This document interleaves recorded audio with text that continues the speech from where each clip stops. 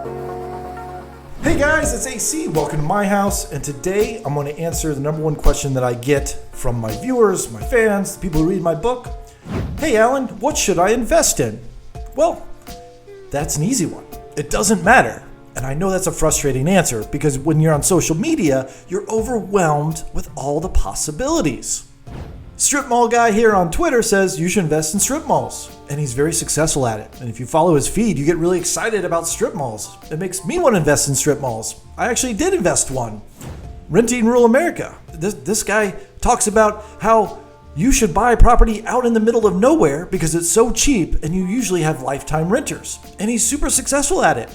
And it makes you want to invest in rental real estate. Should I do that or should I do strip malls? Well, I don't know. Maybe you should do mobile home parks. This guy talks about mobile home parks. Brandon Turner, Bigger Pockets, big fan. Always talking about mobile home parks. Devin BRRRR, the BRRRR method. If you're not familiar with the BRRRR method, buy, renovate, rent, refinance, repeat. There's a real estate strategy right there that you should do. Should you only do that? Short-term rentals, Airbnb. Wow, I know people making a lot of money doing this. You probably have a friend in your life who's making a ton of money off this, and maybe it's vacation rentals, high-end vacation rentals in very desirable locations. Land acquisition, should I do that? Is that the real estate investing I should do? Because I know about this land acquisition opportunity in my neighborhood or in my town. Oh, you know what? I heard self-storage. I follow this guy on Twitter or on Instagram, and they always talk about how successful self-storage is because you don't have to deal with tenants. So I get it.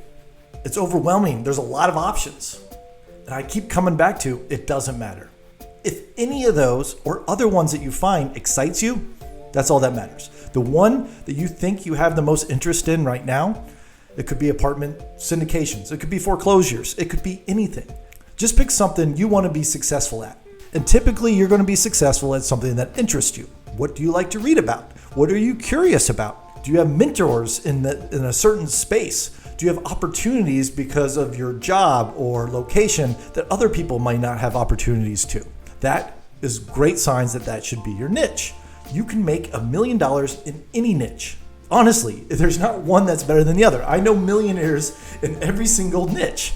And the secret is they just kept doing it. They found multifamilies, small multifamilies. That's what I did. And I just learned after the first one. And I got better when I bought another small multifamily.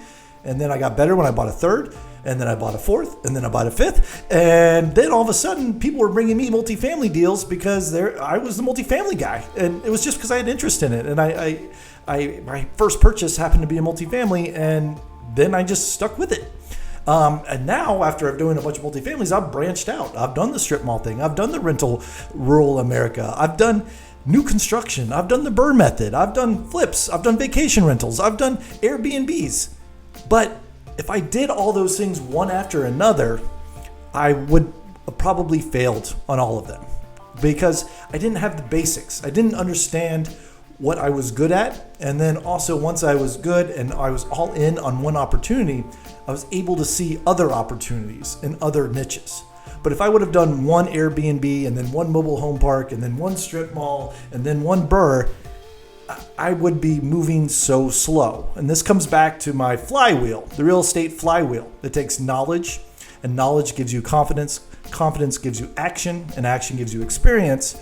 And the more you do that flywheel and it goes round and round, the better you're going to get at that niche.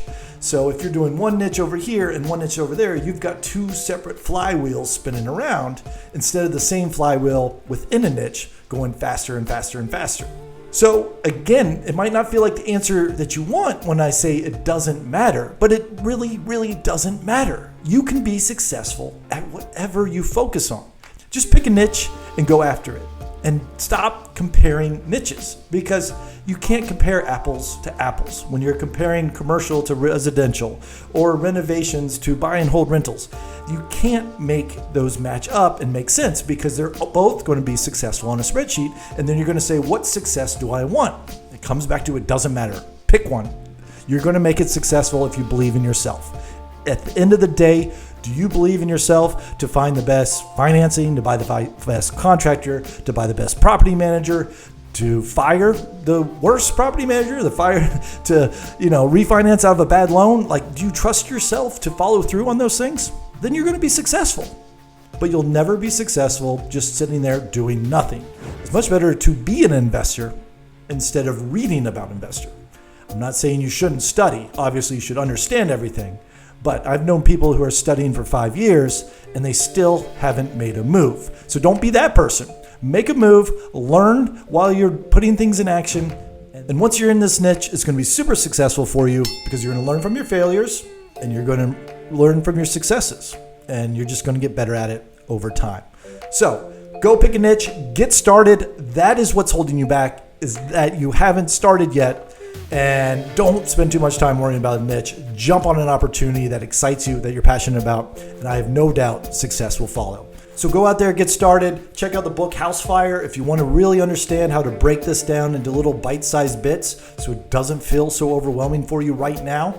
And again, I also talk about how to maybe find that niche that fits for you. But all that matters is get going, set a deadline, go buy a house, a property, anything. Give yourself a 90-day deadline. Go get it done today. And good luck. Let me know how it goes.